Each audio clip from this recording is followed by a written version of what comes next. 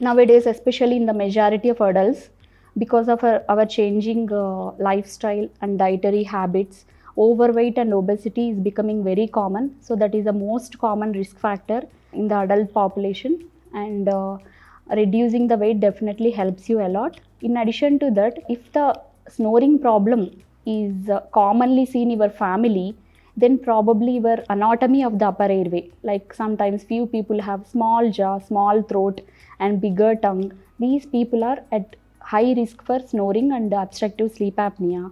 If the majority of our family members are complaining of snoring, examination of upper airway by ENT specialist also helps you a lot. Most common risk factor is the overweight and obesity.